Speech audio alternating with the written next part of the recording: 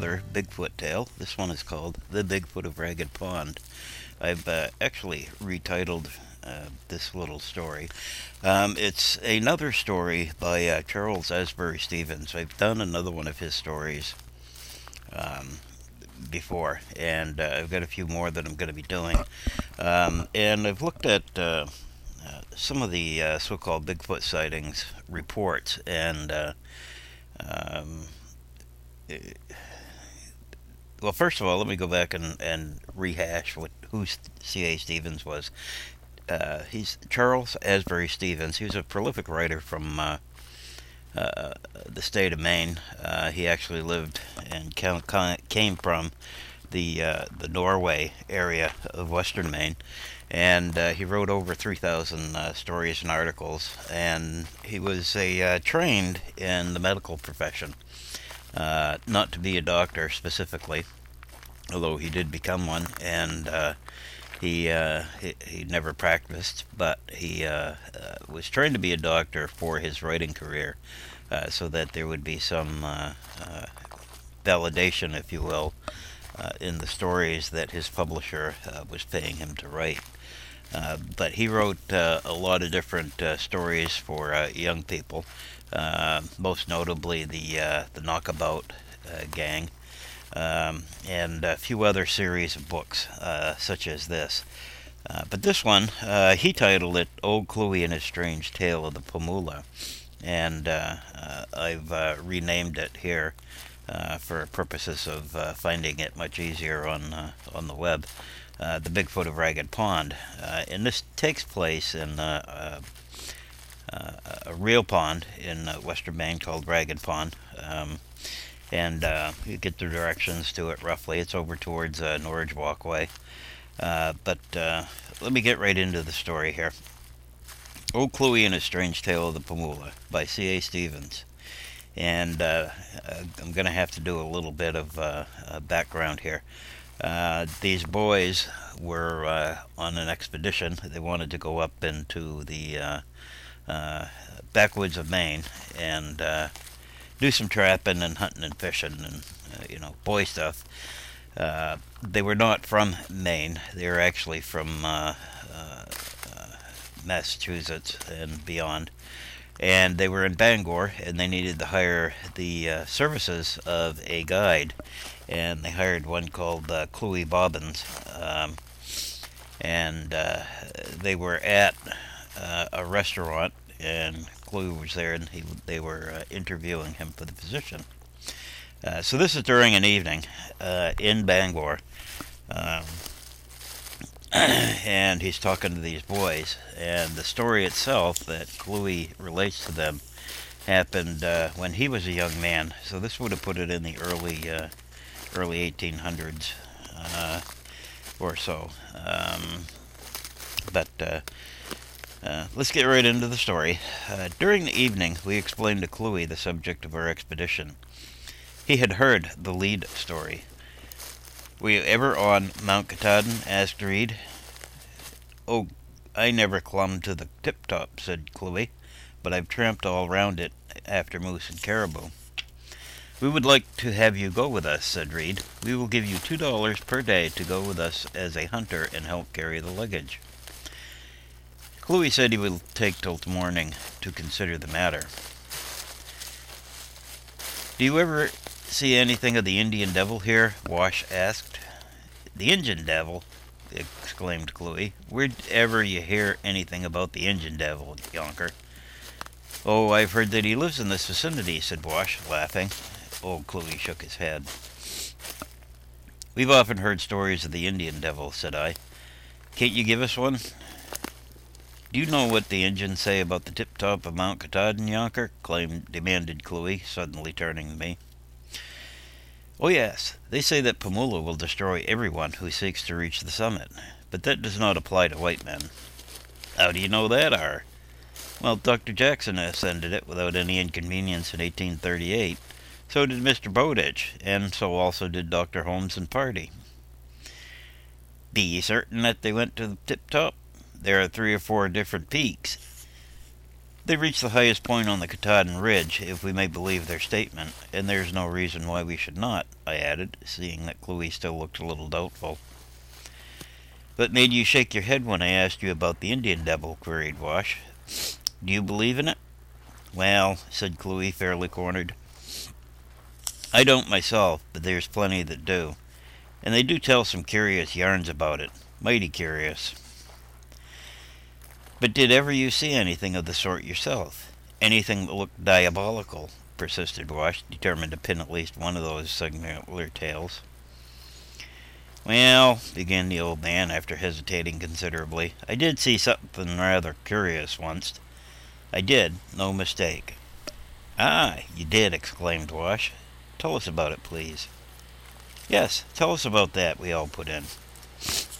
Thus brought to book, Cluey related the following incident. Wash has straightened out his English and fixed it up fit for perusal. The story is Cluey's in Wash's words, as recorded at the time of his notebook, from which I extract it. Wash entitled it, Old Cluey's Indian Devil Story. "'Twas years ago," said old Cluey Bobbins. "I was nothing but a youngster then. My brother Zeke and I used to hunt in company with an old woodsman named Huey Watson. This was either our first or second trip with him up to the lakes. After a tramp of 5 days through the woods from Norridgewock, our native town, we had come out on the shore of a wild-looking sheet of water, now called Ragged Pond. Its notched, craggy, and scraggy shores might well have suggested the name. Near us a noisy brook came rattling down into it, and not more than a quarter of a mile farther on, the outlet comes out in a parallel direction, with equal noise and foam. Some idea may be attained from this circumstance of the rough surface of the country about us. It ought to be a clever place for mink, said Huey, and we may find a family of beaver up this brook. I never was on these waters before. We made an open camp, Indian fashion, under some large spruces, and just as at dusk, we had the good fortune to see and shoot a caribou. It was cloudy, and came on very dark. I never, before nor since, heard such a serenade from owls as our fire drew around us. Screeches and the most dismal hoots blended in horrible concert. Round and round us they glided in noiseless circles. There were scores of them. It was utterly impossible to sleep, and the frequent discharge of our guns failed to disperse them. But in the morning the merry notes of the kingfisher told us there were plenty of trout in the stream we were on. And where there are trout, there are always mink. So we fell to lining the banks with figure 4 traps, which occupied us during the whole of the following day. There were no indications that the stream had ever been trapped before, and we anticipated a full pack of fur. This is what I call freedom, said Huey as we sat around our fire that night. Everything just as old Mother Nature made it. And she made it pretty rough and wild, too, continued the old fellow, gazing off at the black spruce-clad peaks of Katahdin far to the eastward, where the hunter's moon was looming up over that desolate ridge. Like enough we are the first white folks ever in here. The lumbermen wouldn't come into such a region as this. We crossed their old trail 10 miles below. Likely enough we were. At least, we had no reason to complain of the trapping ground we had thus stumbled upon. We began to reap a fine harvest of fur ere the first 3 days had passed, and for boys of 16, like Zeke and I, no better entertainment could have been got up. But, as days passed, we began to notice that Huey seemed uneasy and watchful. "What can ail the old man?" asked Zeke as we were making the round of the traps one day. "He don't act at all as he did the first few days we were in here. Haven't you noticed it?" "Yes, I noticed it, and we agreed to rally the old chap a little when we got back. Well, after supper that night, seeing Huey looking sulky and absent, I asked it all at once. "What is it, Huey? Aren't things going on right here?" The old man turned and looked at us a moment, as if not certain that he should answer.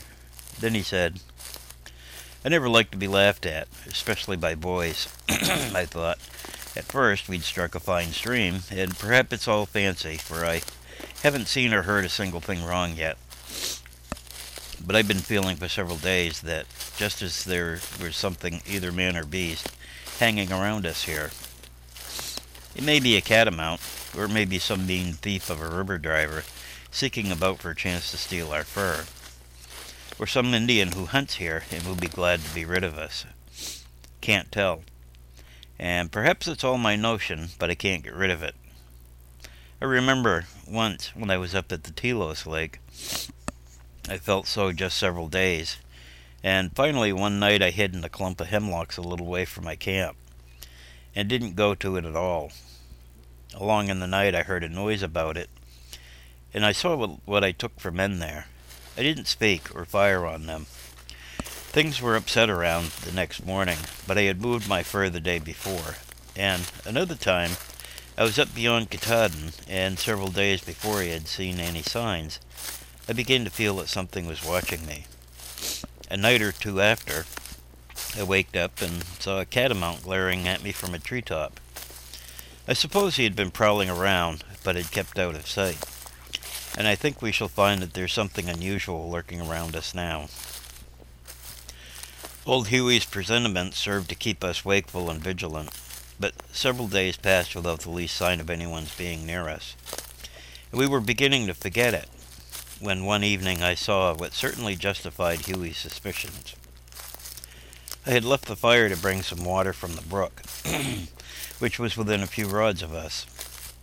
I had stooped to dig it up, when, as I rose, I caught a glimpse of what I took to be a man standing at a little distance. In an instant it vanished behind a shrubby fir. I felt quite positive, yet it was so dark, and whatever I had seen was out of sight so quick, that I knew I was very liable to have been mistaken.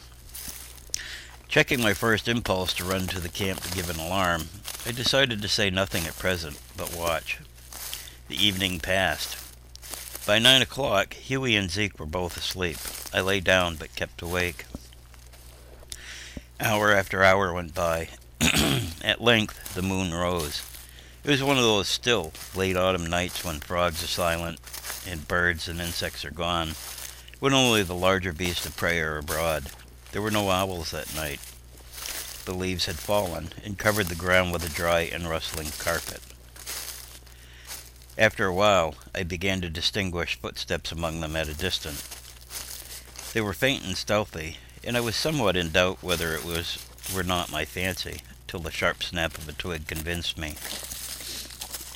It might easily have been elusive or a fisher or a bear, but somehow I at once connected it with what I had seen in the evening.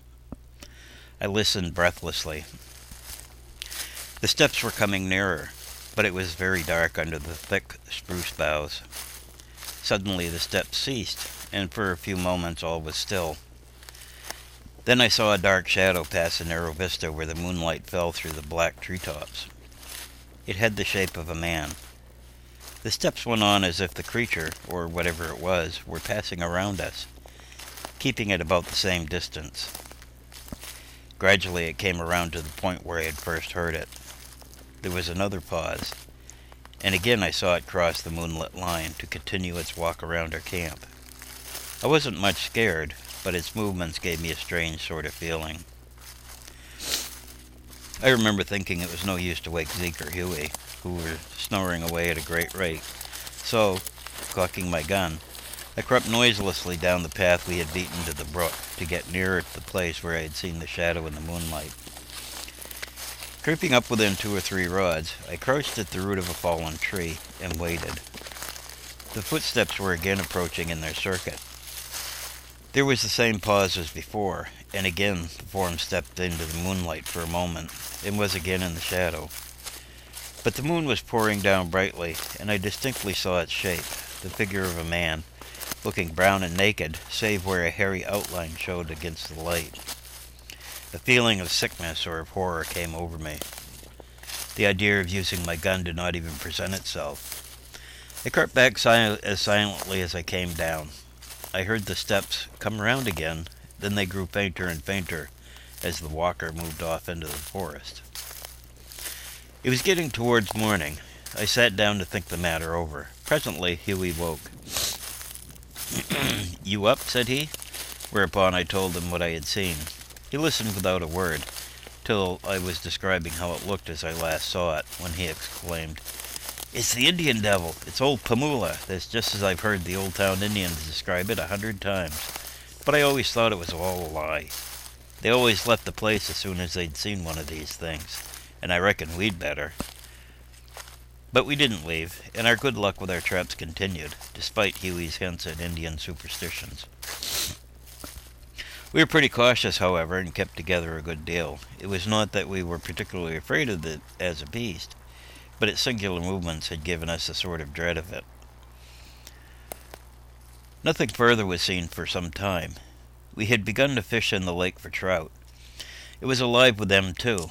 Splendid fellows. We frequently caught them as heavy as 10 pounds, and one day Zeke caught a trout which must have weighed 20 or 25 pounds. He fairly drew our canoe after him when he was hooked, and it took all our skill to land him. I remember we were up near the head of the lake that afternoon. Our camp was at the foot, or lower end, and it was getting dusk as we paddled back along. There were several islands in the lake, nearly all of them craggy and high. Just as we were passing the lower one, we heard a curious noise, a sort of wah, wah, and, looking round to the island, we saw a strange, man-like creature standing upright on a rock overlooking the water. We were not more than 8 rods off, and it was not so dark but that we could see it plainly enough. As we stopped paddling, it uttered the same sound again, a noise between a grunt and a bark. I knew at once it was the same creature I had seen before, and told them so. It must have swum half a mile to get up on the island. If we hadn't been fools, we should have gone up and found out then and there what it was, and so solved the mystery, for the island was small, and we should have had it completely penned up, and at our mercy. But we were boys then, with our heads full of Huey's big stories. And as for Huey himself, Oliver in Maine wouldn't have hired him to go a stroke nearer. Zeke hallooed at it, whereupon it raised its forepaws, or arms, and swung them about like a drunken man, making the same noise as before. It was growing dark, and we came off and left it. The next day we went down around the island, but it wasn't there. It had gone away during the night. It was now November, and one morning we woke up to find the ground white and a smart snow coming. Towards night it cleaned up cold and wintry. Our open camp wasn't very comfortable that night. We waked up shivering. Huey was wincing under the twinges of his old foe, the rheumatiz. "We must get out of this, boys," he said. "Winter's coming." During the day we took up our traps and prepared for our long tramp southward. We packed our fur in bundles, for we had to pack it out for the first 40 miles. It was to be our last night there, and we sat about our fire talking over home matters, and thinking of what might have happened since we left. All at once, Huey remembered our canoe. "We may come here again," said he, "and it's some work to make one.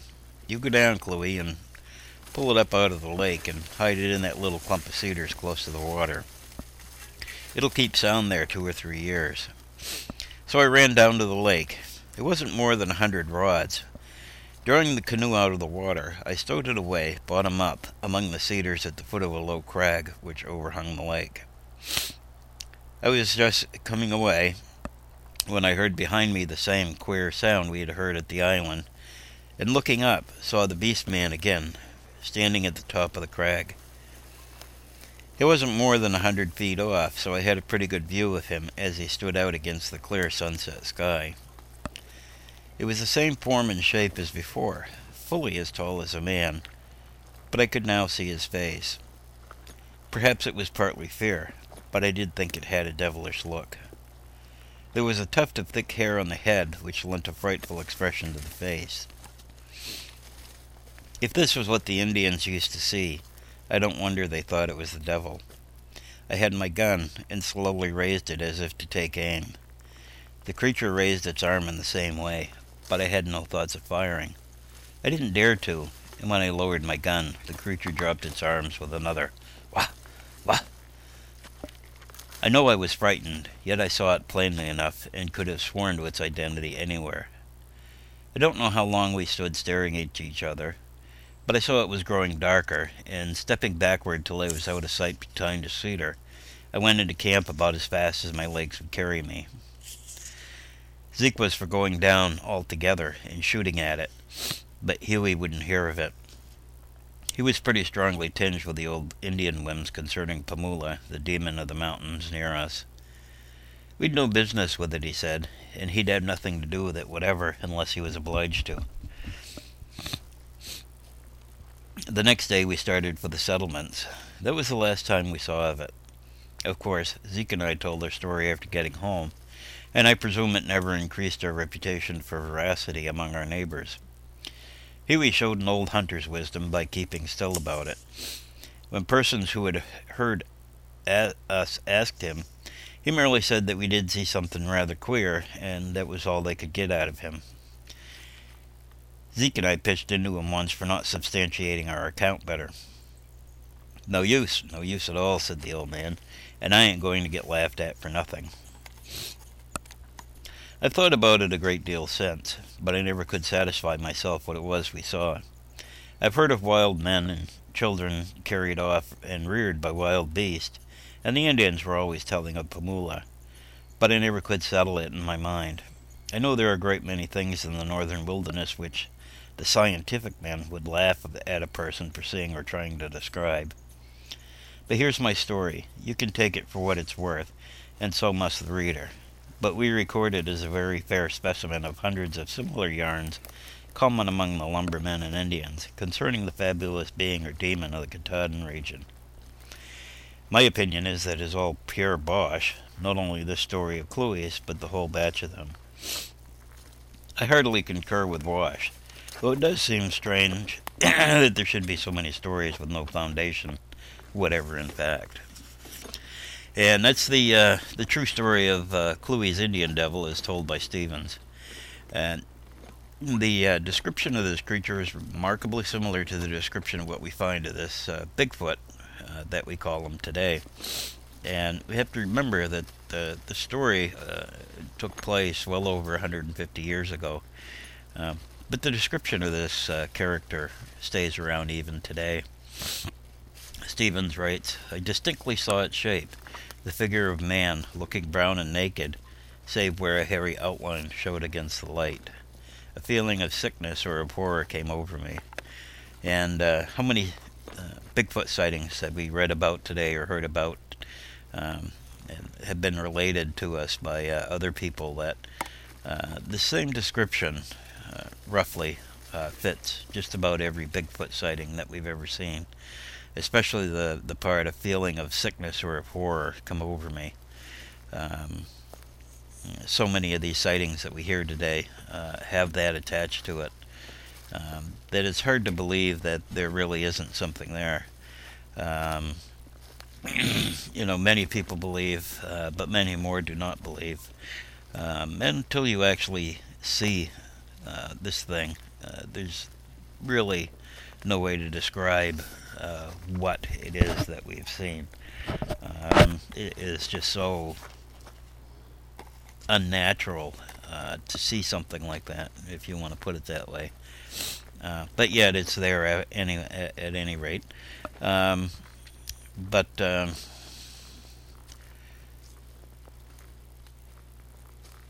I think what we have to look at here is the accuracy of these descriptions as compared to what we see today for descriptions. It's been suggested that Bigfoot sightings are somewhat of a mass hallucination. I don't see how that's even remotely possible. These stories of these wild men of the woods, as many people have called them through the years, have persisted, and the descriptions of them have remained the same for hundreds, if not thousands, of years.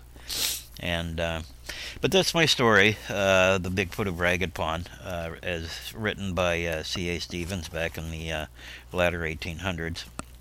It was somewhere around the time of the Civil War, possibly a little later, that he wrote this story rather.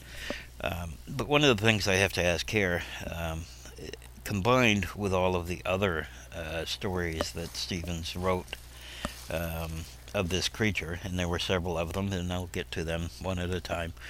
Um, how could somebody, if Bigfoot does not exist, how could somebody come up with a description during the 1800s of this creature that matches so closely many of the descriptions that we receive of sightings today?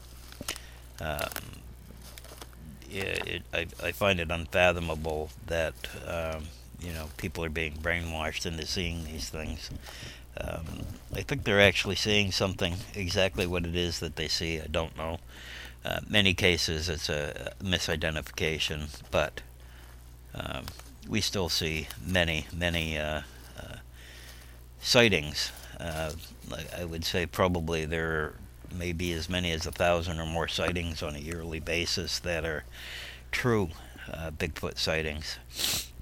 And eventually, the right people are going to see it, and perhaps they already have, and they're keeping it quiet. But eventually, I think we're going to find that we'll come to a scientific conclusion and find the answer to this mystery of Pomoola, the Indian devil, or the wild man, or the man of the mountains, or any of the other hundreds and hundreds of names around the world that have been attributed to this bipedal creature that walks like a man, and many people seem to think act like a monkey or an ape. And I keep asking the same question: what we looking for? Is it really man-like ape, or are we looking for an ape-like man? That's the real question we should be asking before we delve into the search for Bigfoot very deeply. And I'll bring this session to a close today, and keep tuning back. And by the way, I do have a new book out. It's called Sasquatch: Searching for the Answer. I'm going to have some more information on that coming up. I'm going to be getting the ISBN number for it and everything, and doing a short little video later on in the week or early next week on that book. It's going to be $20. It's 260 some pages long, and has a lot of notes and commentary on Bigfoot and my research into that subject, as well as some stories such as Roosevelt's Bauman story and a couple of C.A. Stevens stories on Bigfoot here in Maine. And I'll leave you that little note. Enjoy your day, happy squatching, and don't forget to comment, rate, and subscribe, and keep coming back for more Bigfoot tales.